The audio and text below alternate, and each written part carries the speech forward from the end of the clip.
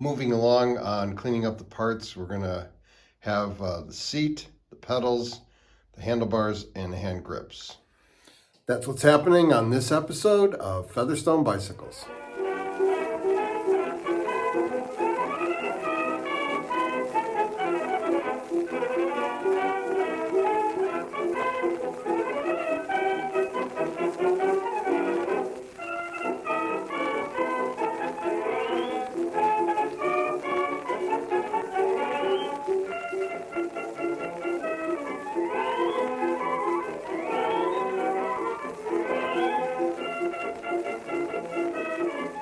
So starting with the seat, I was just thinking about this and what I want to do, how am I going to get this rust off without, having to get in there with a steel wool pad or whatever. And then I saw that unlike a lot of other seats that I've worked on, this whole spring assembly actually is just bolted on. A lot of times they're just riveted, but these are just Phillips head bolts, nuts, and same on the other side. So hopefully undo that whole thing, and then I can put that in a Evap-O-Rust bath for a couple days. So.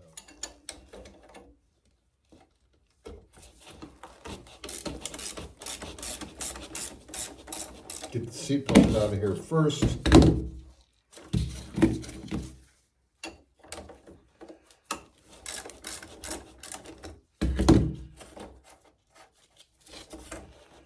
That's good.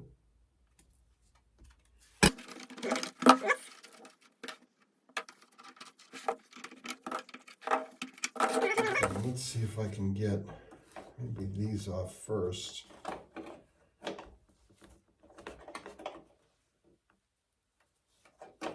Okay, that's coming undone.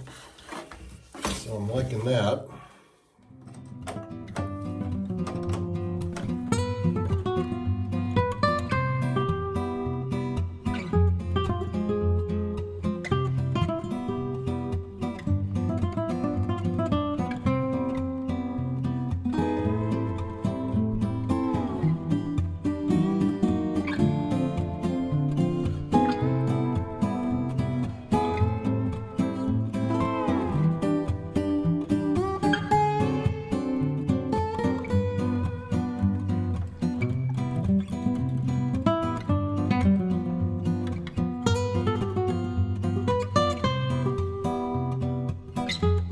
Now, these straps are very rusty, but I am afraid that if I bend them, they're going to break. I think we're just going to have to live with that. We'll clean this up as best we can. Debating whether or not to take these off, because as I'm loosening this, I'm seeing that there's tension, anticipating getting them off and then it being a real bear to get back on. Wow, I'm also noticing, can you see that, how crooked that is? I guess once it gets back on the seat, it won't be. I'm voting for leaving them in place. Okay, let's get this in a bath. So what I came up with was I have just this regular, mopping pail. And I'm just going to put everything at one end, and I've got it propped up on the oil change pan.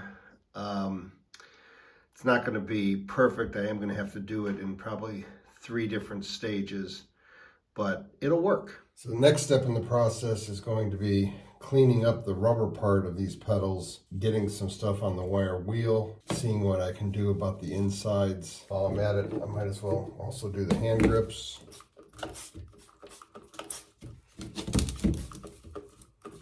Pedals are in good shape, they're just really dirty.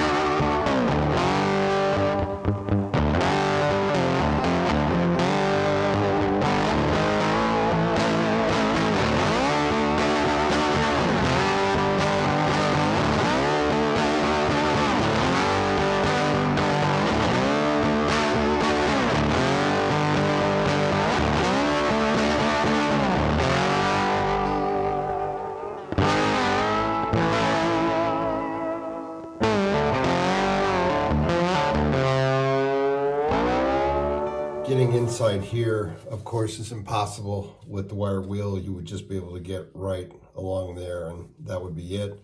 But I did remember the last time I was at Harbor Freight, I picked up a little package, brass brushes for the Dremel tool. I haven't used them yet, really, I don't think. So we'll give that a shot and see how that works.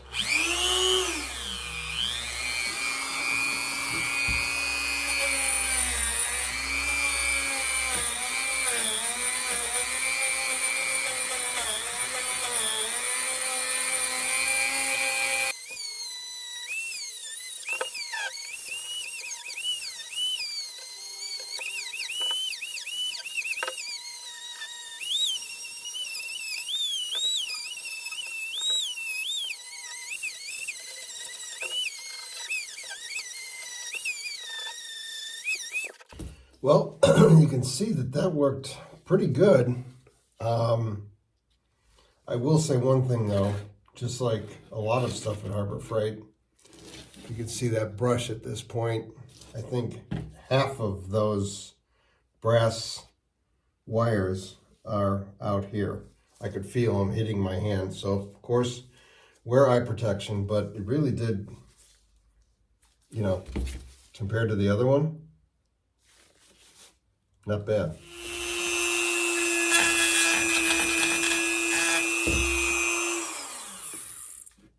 No kidding.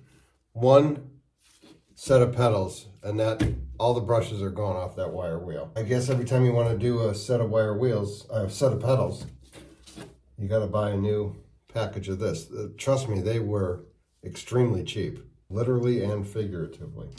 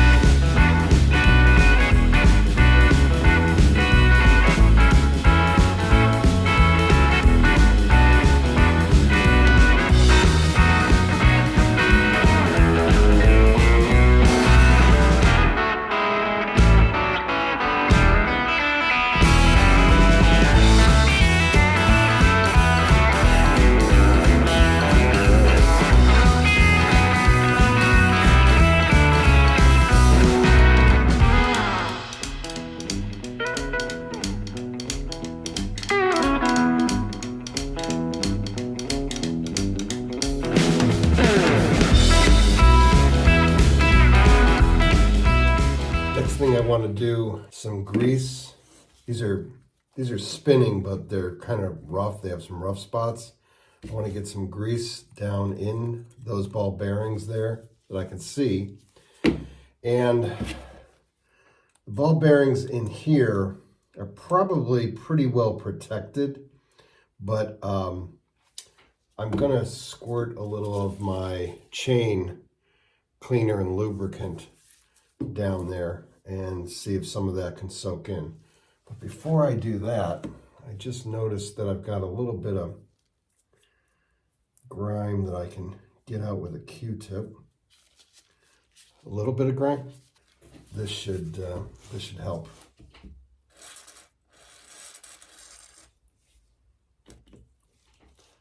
Let's go down that one.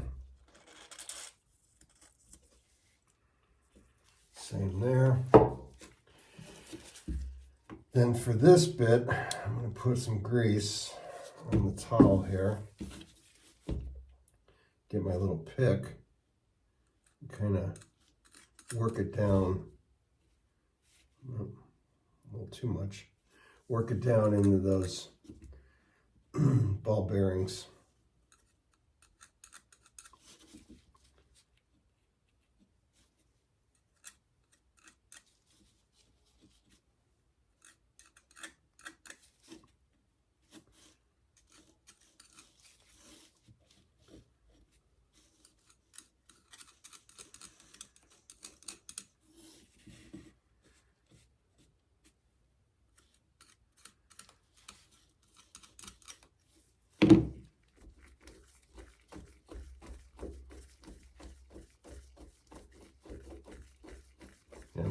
That's loosening up those rough spots. Another 30 or 40,000 turns and we should be good. Right there, I don't even feel any rough spots anymore. I forgot when I was doing the wire wheel that I had picked up a respirator. I had been using just like a surgical mask, a dust mask, and it works, but not as well as something like this, especially when I do the spokes. So before I get on to the handlebars, I thought I'd open this up and figure out how it all works. Here's some instructions that came with it. And I really hope that a lot of this is different languages, because that's going to be a lot to figure out. This goes on the back of your head. I've already opened up the package that had the cartridges / filters in it. And then the only other complicated thing was this part here that goes around the back of your neck. Keeps the bottom of the mask in place. So, Luke, I am your father. One of the reasons I thought about the mask besides the handlebars, I wanted to see if I can hit these straps, the inside of the seat, as well as the rivets on the outside. And instead of the Dremel fiasco that we just went through, I have a little brass wheel for a drill, and we'll see how that goes. What I really need is something like this, but a lot smaller.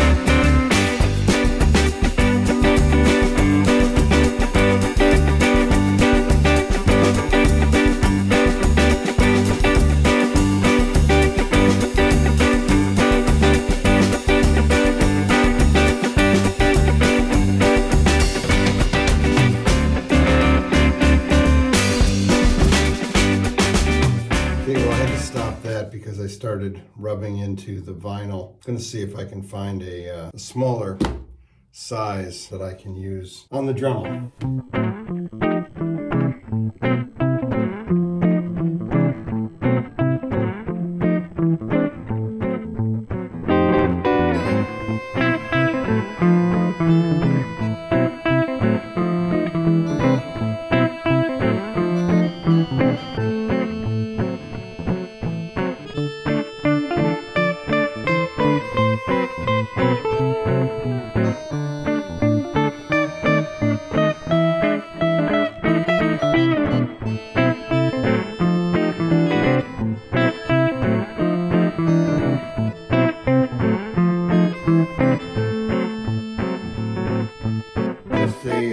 Word to the wise, if you're using a bench grinder and you got a wire wheel over here and a grinder over here, and you have an object that's a weird shape like those handlebars, and you're moving it around, just watch and make sure you don't, first of all, get the metal piece up against the grinder, because that could be bad.